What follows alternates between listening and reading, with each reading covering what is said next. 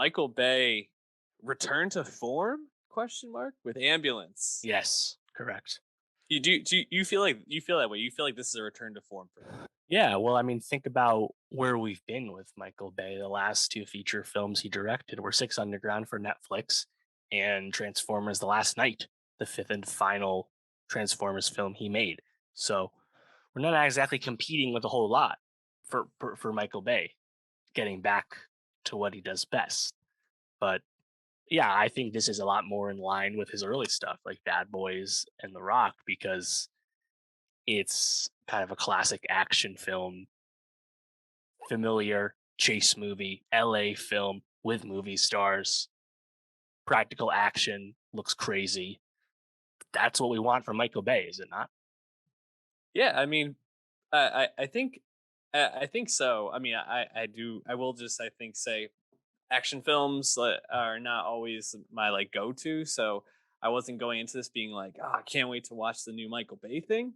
But I do think for what you just laid out, Six Underground, all the Transformers, 13 hours. This Mhm. is a step up from that for sure. It's absolutely ridiculous, but it wouldn't be a Michael Bay movie if it wasn't ridiculous in like the best ways possible.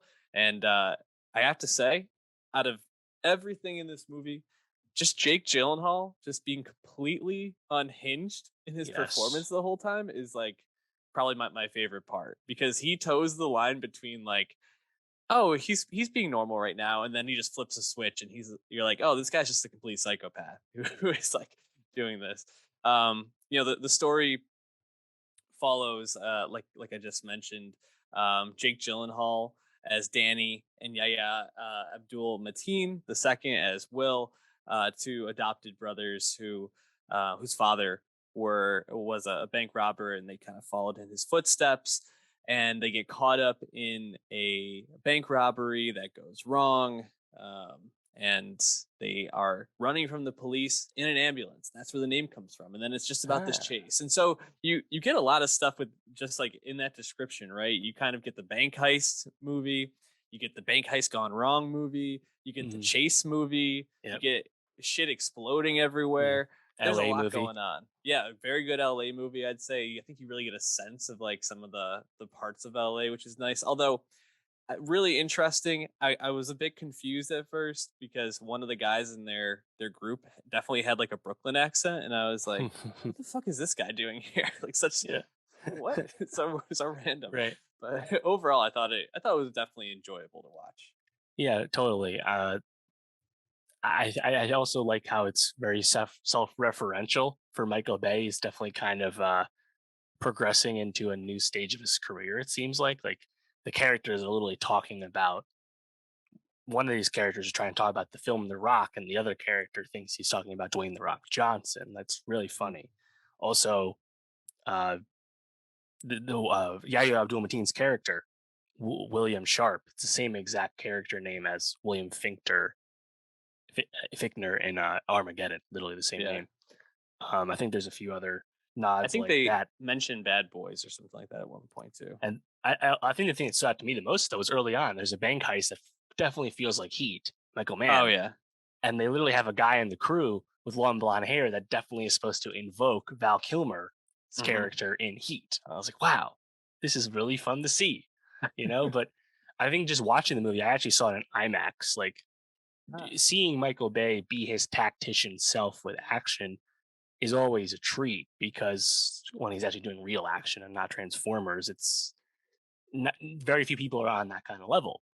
And I think that has to be the appeal because script and story and character is not his strong suit. It's really the showmanship of the action. And in this case, Michael Bay discovered drones and he went hardcore with these drones, flipping them around and shit. We're almost like doing tons of like hard close-ups on the action. It's almost claustrophobic to watch at times, but it's still kind of breathtaking. So I thought it was a really thrilling film. I really appreciated that Isaac Gonzalez's character Cam, the MT.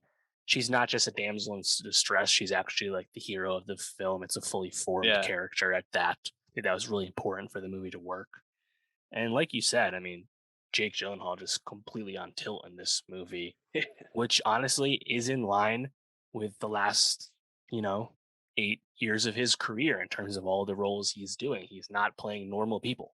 So No. keep it going.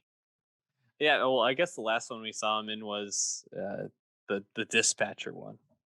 The Guilty remake. Yes, The Guilty, which I didn't love, kind of in No, retrospect, but he definitely was not a normal person in that either. So right. But good like point. thinking of like, like Prisoners and Nightcrawler and Yeah, End of Watch and basically once Jake G had that comeback happen, he yeah, kind of became a different kind of star. And unfortunately, this movie has not had a good box office at all, which is really disappointing.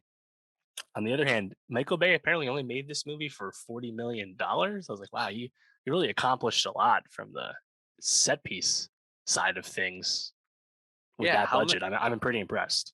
I mean, how many like cars just exploding into things and like actually Yeah, crashing into things? I mean, that right. had to be most of the budget right there. Had to be. Just So flipping many tons of cop shit. cars. Yeah. Multiple Um, helicopters. yeah. Any like scenes in particular that you Mm. just loved?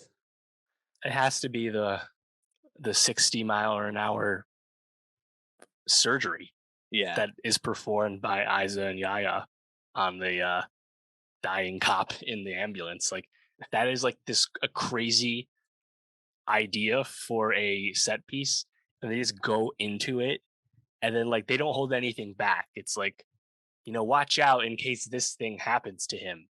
And then that thing immediately happens to the guy they're operating on. It's like so fucking sick. Yeah. So even though like this is a movie with like lots of plot convenience and tons of, like unbelievable stuff from like an LA traffic scenario, for example, like you have to, I think, leave a lot of that at the door. And this movie keeps introducing characters. Even Mhm. like the third act, you're meeting new people, like the cartel guys and stuff. I just don't care because like it just has such like a sense of forward momentum, which is kind of what you want from a chase movie. Yeah, no, I definitely think it's enjoyable. I don't, I think your points that you just said are definitely taken. Also, like Keir O'Donnell as like the FBI agent is so Yes. random. Like, What a pull. yeah, and just Wedding like Crashers, of course. yeah, and just so ridiculous that he's like, I used to be like roommates with Danny back in the day. I was like, Yeah. what are you talking? I can get through to him. You haven't gotten through to him the entire time, and now you're like, oh, I can get through to him. What are you We started talking about? learning about Danny's dad being this master bank Yeah, robber. It's like, oh, this all this subtext we don't necessarily need. We really yeah, don't. ridiculous. It's fun. Um, yeah, no, it's a fun movie. It's like one of those turn your brain off, just like enjoy the Yeah. explosions, Michael Bay movies. So It's really not that far off from classic stuff like Speed, honestly. yeah, And these movies exist because they're really fun and people really like them. It's unfortunate this movie didn't find an audience at the box office, but I think this will have a longer tail in the consciousness than say Six Underground did, where I think Six Underground, the first 30 minutes are pretty fun from a set piece perspective, but the movie just has like no brain at all. yeah. And Ryan Reynolds also kind of puts you into a certain corner as an actor. So I think Ambulance definitely has a longer future on YouTube and VOD and stuff like that.